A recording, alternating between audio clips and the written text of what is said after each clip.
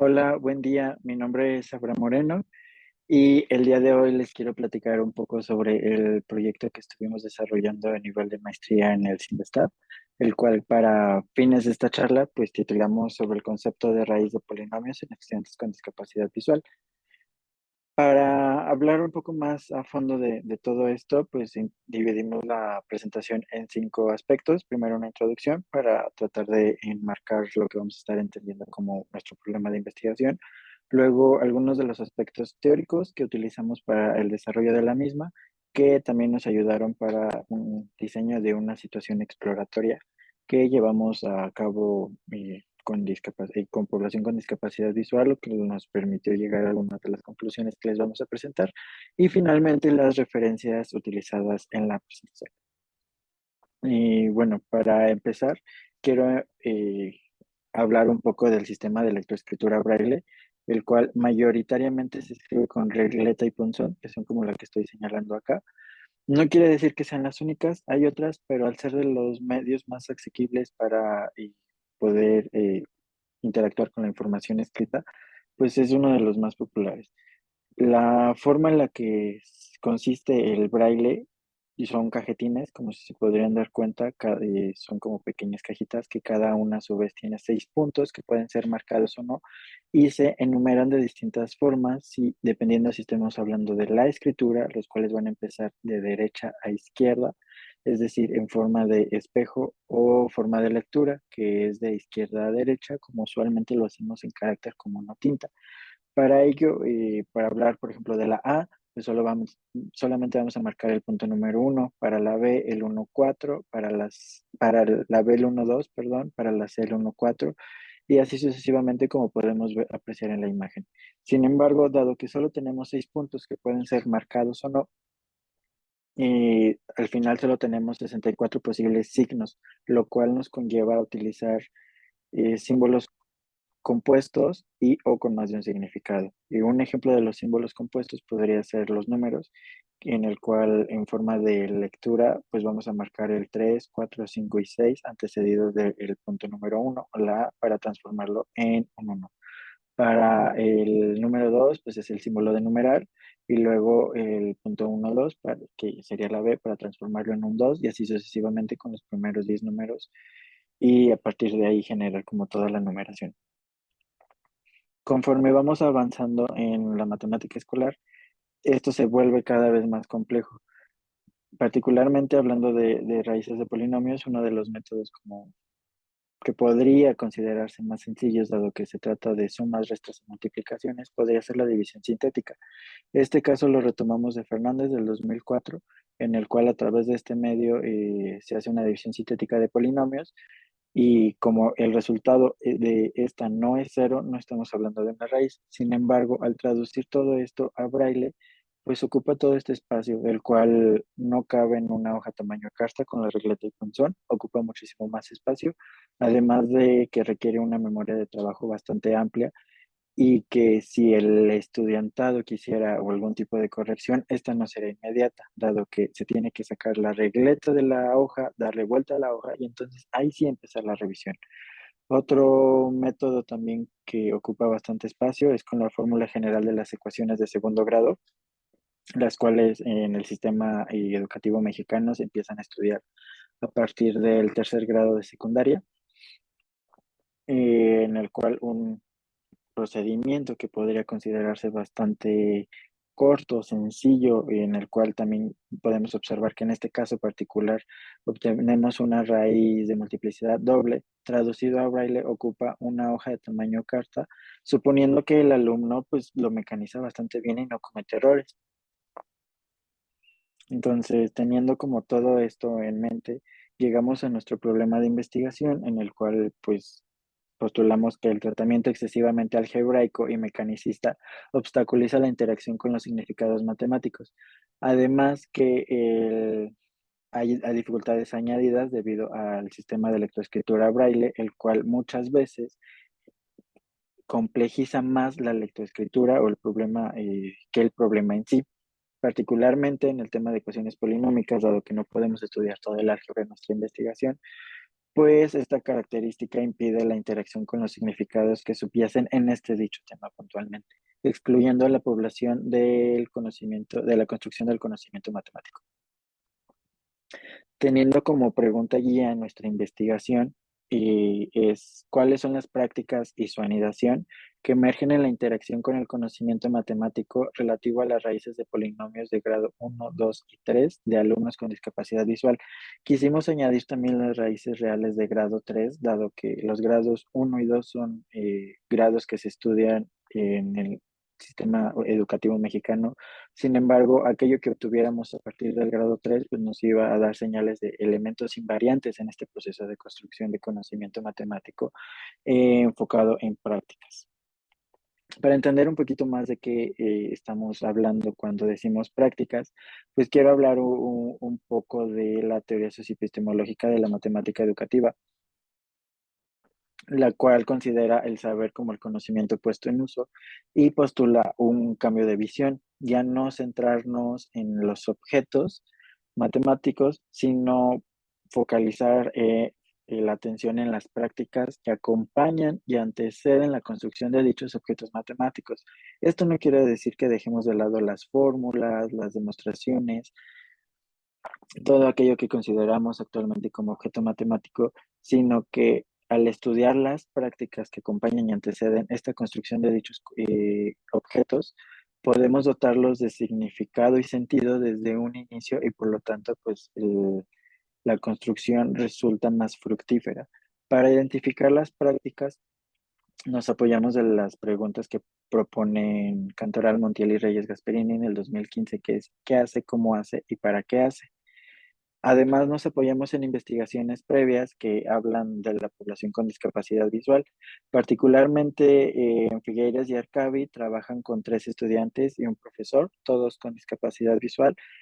que mencionan que para la construcción del conocimiento matemático se incluyen otras percepciones sensoriales aparte de la vista, como lo podría ser el sentido áptico o el tacto activo,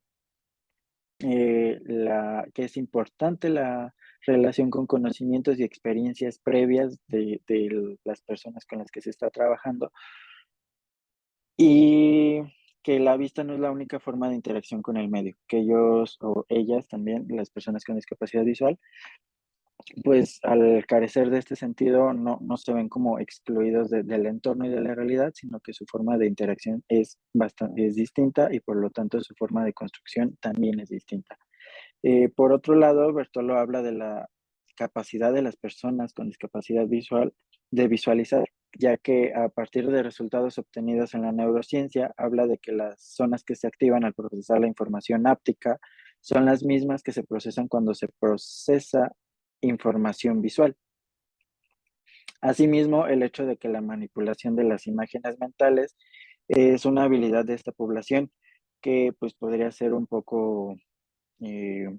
contradictorio, pero en realidad es algo que se ha probado bastante y que las únicas diferencias al describir estas imágenes mentales en personas con discapacidad de aquellas que no la tienen, recaen elementos como el color, la opacidad y el brillo, pero de ahí en fuera las descripciones son bastante similares. Entonces, apoyados como en esta caracterización de los elementos teóricos, pues nos diseñamos una situación exploratoria en el cual pues consideramos los primeros 3 grados por las razones que ya les mencioné y aparte de las características de las raíces estamos considerando la multiplicidad, es decir, si las raíces son simples, dobles o triples, la relación signo-raíz, que esta escolarmente se conoce como la regla de los signos de Descartes, y la relación coeficiente raíz, que escolarmente hablamos de las fórmulas de Cardano-Vieta. También diseñamos un geoplano en 3D, el cual tiene relieve en los ejes Y y X, y además de la cuadrícula, los ejes están todavía más alzados que la cuadrícula. Y vuelvo, es una impresión en 3D, por lo cual el peso es bastante poco y facilita su manipulabilidad y su transportación. Además de otros que elaboramos en Macosel, donde solamente caracterizamos los ejes, no hubo algún tipo de cuadrícula o de escalamiento en los ejes, solamente XY, y con plastilina para moldear las curvas, que pues esto nos daba como mayor libertad al momento de que el alumnado con el que estuviéramos trabajando tuviera como completa libertad de crear como él estaba conceptualizando y no necesariamente recaer en argumentos, significados o proposiciones que nosotros estuviéramos imponiendo, sino que fuera totalmente lo que emergiera de la población con la que estuviéramos trabajando. Para ello, dado las condiciones de pandemia, porque esto ocurrió en la cuarentena, la parte de cuarentena de la pandemia, solo pudimos acceder a una persona con discapacidad visual, hombre, que para fines de privacidad solo llamaremos J. Él es ciego de nacimiento, tenía 20 años en el momento de la implementación y estudia música. Primero se realizó un diagnóstico a través de vía Zoom y ahí pudimos identificar errores comunes en el álgebra y el desconocimiento de las ecuaciones cúbicas. Para la situación exploratoria, la cual sí se llevó a cabo de forma presencial con todas las medidas de sanidad pertinentes, fue una sesión de 3 horas, las cuales se grabaron en audio, en video, cuáles que son estos dos ángulos. Se utilizaron dos cámaras, una frontal y una lateral,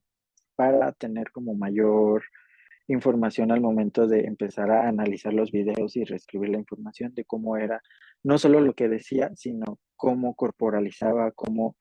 hacía su exploración a través de los geoplanos y pues todo su lenguaje corporal prácticamente. Una bitácora de una observadora no participante también para triangular la información, que no solo lo que nosotros estuviéramos viendo, porque pues conocíamos un poco más de la trabajo con discapacidad, eh, fuera concordante con lo que alguien externo también pudiera estar percibiendo. Y pues además de estos geoplanos y plastilina que ya les mencioné. Para ello quiero como hablar de este video. La consigna que está tratando de realizar consiste en leer la forma algebraica de la recta y tratar de inferir cómo se podría reflejar el valor de los coeficientes de la gráfica.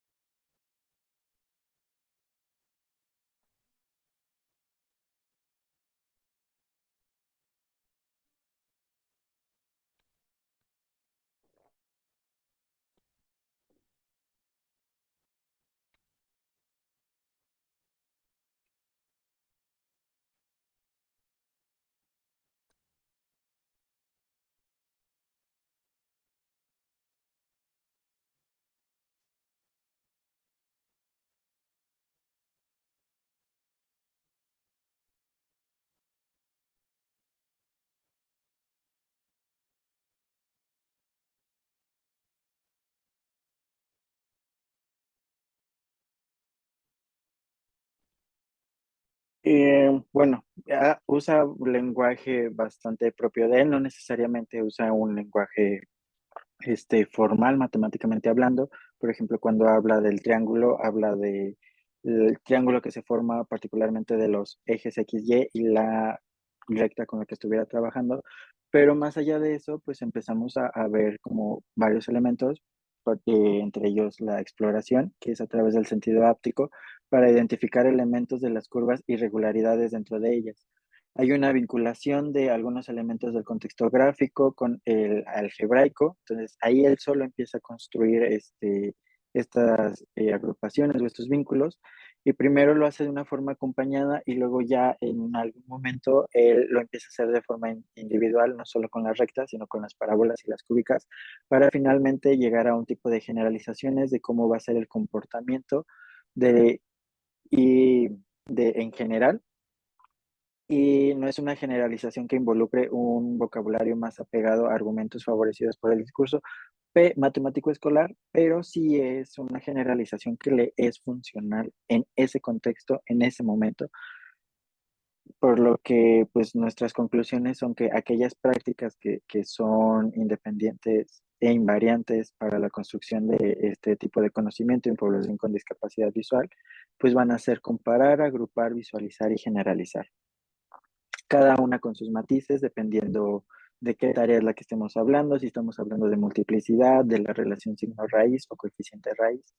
y que estas van a suceder, pues vuelvo, independientemente del grado con el que estemos trabajando. Entonces, para trabajo futuro en población con discapacidad visual, con este tema, pues lo que queremos hacer es hacer ya ahora una situación de aprendizaje en el que se pongan en juego estas prácticas y corroborar nuestra hipótesis de que esto es lo que va a suceder sí o sí de manera invariante. No son las únicas prácticas que emergieron, hubo otras, pero no sucedieron de manera, desde el inicio hasta el final de la exploración que estuvimos realizando. Estas son algunas de las referencias utilizadas y muchas gracias por su atención. Cualquier duda, estamos a sus órdenes en el correo que está ahí. Gracias.